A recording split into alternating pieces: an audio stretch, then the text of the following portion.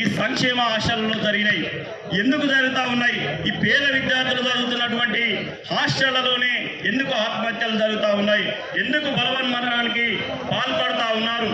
ఎందుకు వీటిపై ప్రభుత్వాలు శ్రద్ధ చూపించట్లేడు? వచ్చినటువంటి ప్రభుత్వాలు 6 గ్యారెంటీలు చేస్తామని ఒకరు అంటున్నారు, ఇంకో గ్యారెంటీలు ఇస్తామని ఇంకొకరు అంటున్నారు, ఉచిత పథకాలని చెప్పి మట్ట పెడుతున్నారు తప్ప మా బిడ్డల భవిష్యత్తును మారుస్తున్నటువంటి ఈ విద్యా వ్యవస్థను ప్రక్షాళన చేయకుండా ఈ పేద విద్యార్థులు చదువుతున్నటువంటి విద్యా వ్యవస్థలో కనీస సౌకర్యాలు కల్పించకుండా నిర్లక్ష్యం వ్యవహరిస్తూ ఈ ప్రభుత్వాలు మా యొక్క పిల్లల యొక్క ఆత్మహత్యలకు కారణమవుతాయి. ఇక్కడ భువనగిరిలో జరిగినటువంటి భవ్య వైష్ణవుల ఆత్మహత్యలు కావచ్చు, సూర్యాపేటలో జరిగినటువంటి వైష్ణవి ఆత్మహత్య కావచ్చు, మొన్ననే శ్రీ నారాయణలో జరిగినటువంటి ఎంసెట్ విద్యార్థి యొక్క ఆత్మహత్య కావచ్చు, వీటన్నిటికీ ప్రభుత్వం యొక్క నిర్లక్ష్యమే కారణమని బహుజన్ సమాజ్ పార్టీ తెలియజేస్తా ఉన్నది. అదేవిధంగా ఏదైతే సంక్షేమ గురుకుల పాఠశాల ఉన్నదో దీనికి సంబంధించి మా గౌరవ రాష్ట్ర అధ్యక్షుల వారు గత 9 సంవత్సరాలు సెక్రటరీగా పనిచేశారు. కానీ ఎక్కడ కూడా ఇలాంటి అవకతవకలు జరగలేదు.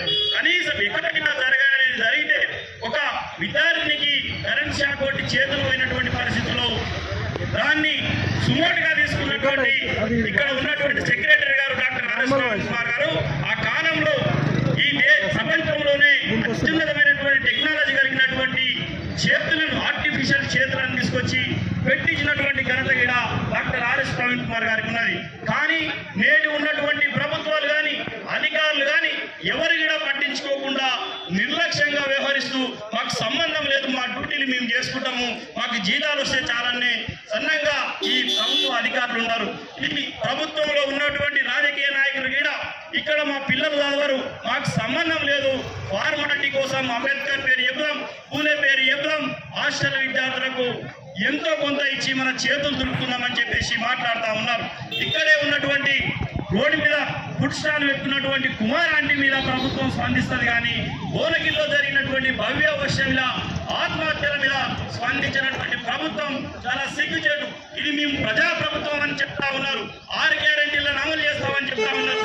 మీ 6 గ్యారెంటీలు ఏమిటారు కానీ మా విద్యార్థుల భవిష్యత్తులకు మీరు గ్యారెంటీ ఇవ్వాలని చెప్పేసి ఇప్పుడున్నటువంటి కాంగ్రెస్ ప్రభుత్వాన్ని ప్రశ్నిస్తా ఉన్నాం. దయచేసి సంక్షేమ హాస్టళ్లకు గురుకులాల భవనాలు పక్క భవనాలు ఈ రాష్ట్రంలో కనీసం 10% కూడా లేవు. రాజకీయ పార్టీల దగ్గరికి పోయినప్పుడు ఇది ప్రాధాన్యత అంశం కాదు కాబట్టి పెద్దగా స్పందించకపోవడం, ఈరోజు బీఎస్పీ పార్టీ ఈ పిల్లల పక్షాన నిలబడినందుకు సామాజిక కార్యకర్తలుగా నేను అభినందిస్తున్నాను సార్. ఇది తల్లిగారింటికి వచ్చింది ముచ్చట, ఇది మీ చేతిలో ఉంది, ఇది మీ వల్లనే సాధ్యం పిల్లల పక్షం వహించడం. ఈ ప్రెస్టీజియస్ ఇన్స్టిట్యూషన్స్ లో అతి ముఖ్యమైన విషయం ఫండ్స్ అలొకేషన్ చేయకపోవడము, సరి అయిన నిధులు సమకూర్చకపోవడము, ఇచ్చిన నిధులు కూడా సమయానికి రాకపోవడం వల్ల పిల్లలకు భోజనం నాణ్యత తగ్గించిందని అడిగినందుకు పిల్లల్ని ఇన్సల్ట్ చేయడము, ఈ లింక్ అంతా ఉంది. కాబట్టి ఈ బడ్జెట్ అలొకేషన్ ను డిమాండ్ చేయాలి సార్. మీ ద్వారా మేము ఈ ప్రభుత్వాన్ని డిమాండ్ చేయాలని అడుగుతున్నాం. అదేవిధంగా ఈ ఈ రాష్ట్రంలో ఉన్న ప్రతి రెసిడెన్షియల్ స్కూల్ అండ్ హాస్టల్స్ కు సోషల్ ఆడిట్, సామాజిక తనిఖీ నిర్వహించాలని మీ ద్వారా కోరుతున్నాం సార్. ఇది కూడా మనము social audit not external but as part of the government మనం కూడా అందులో సభ్యులుగా ఉండి ప్రతి హాస్టల్ కు వెళ్లి అది సామాజిక తనిఖీ నిర్వహించాల్సిన అవసరం ఉంది. అదేవిధంగా ఎమ్మెల్యేస్ 119 మంది ఎమ్మెల్యేలు ఉన్నారు. ప్రతి నియోజకవర్గంలో కంపల్సరిగా నెలకు 2 సార్లు ఆ హాస్టల్స్ విజిట్ చేయాలని చెప్పి మనం డిమాండ్ చేద్దాం సార్. అది కూడా ఒక డిమాండ్ గా నేను పెడుతున్నాను. అదేవిధంగా ఈ సంవత్సరంలో బాలికలు బాలలు స్కూల్స్ నుంచి మానివేసిన వారు ఎంతమంది ఉన్నారు, ఎందుకు మానేశారు, ఎవరు తిట్టారు వాళ్ళని, ఎందుకు మానేశారనే విషయాన్ని ఒక ట్రాకింగ్ చేయాలని చెప్పి ఈ డిమాండ్ కూడా మీ ముందు ఉంచుతున్నాను సార్. అదేవిధంగా హాస్టల్స్ అన్ని కూడా ఒక జైలు లాగా ఉన్నాయి. ఆ జైళ్లలోకి వెళ్ళాలి అంటే పర్మిషన్లు కావాలి. ఇది తల్లిదండ్రులను కూడా రానియడం లేదని తెలుస్తుంది. కాబట్టి తల్లిదండ్రులను ఒక యాక్సెస్ చేయాలి, మిగతా వాళ్ళని రానియకుండా పకడ్బందీగా హాస్టల్స్ ను నిర్వహించాలని చెప్పి ఒక డిమాండ్.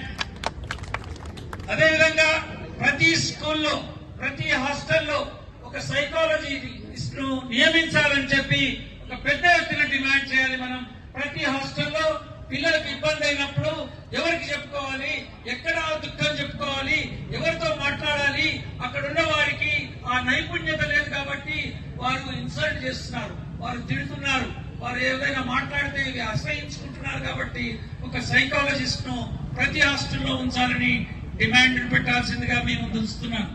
అంతిమంగా ఇది రాష్ట్రము చట్టబద్ధ బాధ్యతగా తీసుకోవాలి. ఇది చారిటీ కాదు.